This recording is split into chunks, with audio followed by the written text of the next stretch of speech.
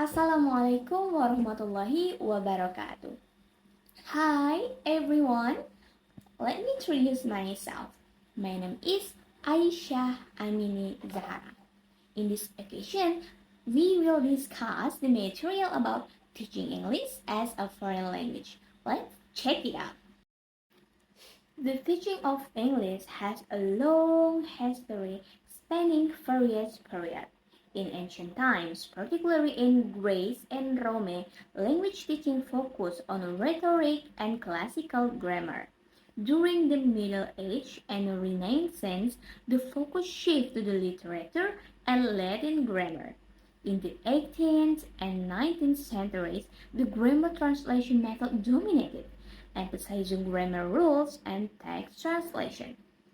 The late 19th century saw the emergence of the reform movement, introducing phonetic-based approaches. In the 20th century, new methods like audio-lingual method became popular. The 1970s marked the rise of the communicative approach which prioritized communication skill. Today, English language teaching often employs a combination of methods tailored to the learner's needs. Language teaching involves several core concepts. An approach is the philosophy or view of the best way to teach.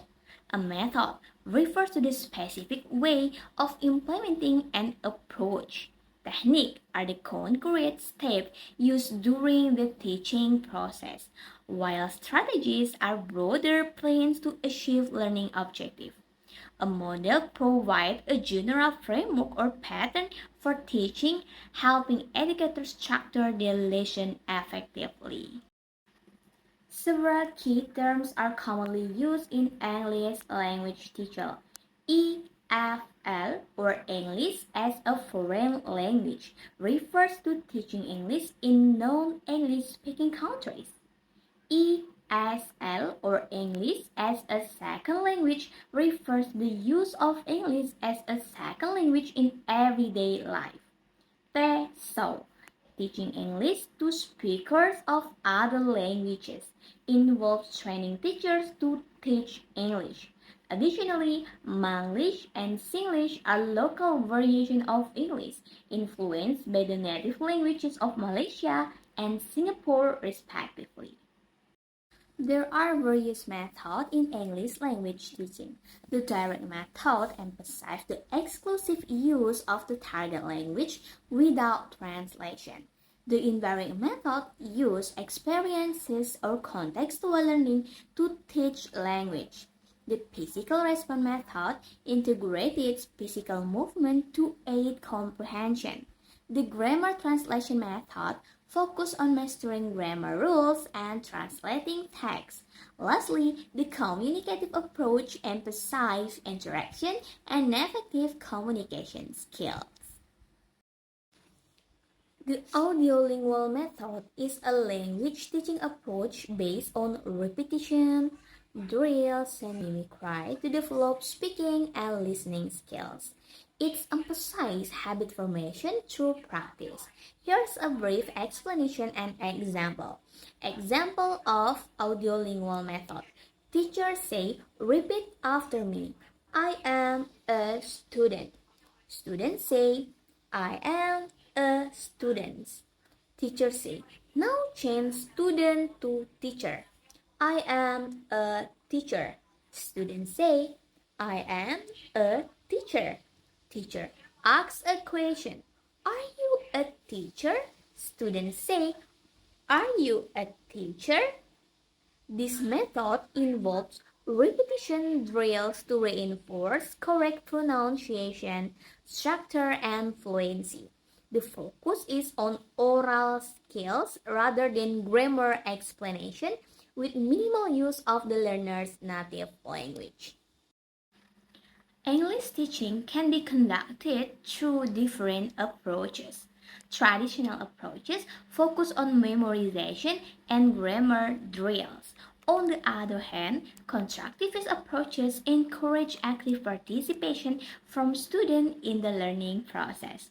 The differentiated approach adapts teaching method to suit student diverse needs and abilities, ensuring that all learners can succeed. The content-based approach combines learning subject matter with improving language skill.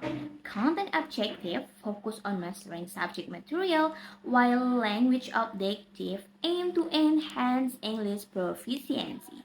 Using authentic resources such as articles, videos, or real-world materials help students understand a language in practical and meaningful contexts. Language teaching evaluation emphasizes various approaches. Traditional approach rely on grammar-based and memorization tests. Communicative language testing assess real-world communication abilities. Meanwhile, performance-based evaluation focus on tasks or projects that directly demonstrate student practical language use. Productive skills involve actively producing language, including speaking and writing. Speaking focuses on verbal communication fluency and pronunciation, while writing emphasizes creating structured text with proper grammar and vocabulary. While receptive skill involves understanding language through listening and reading.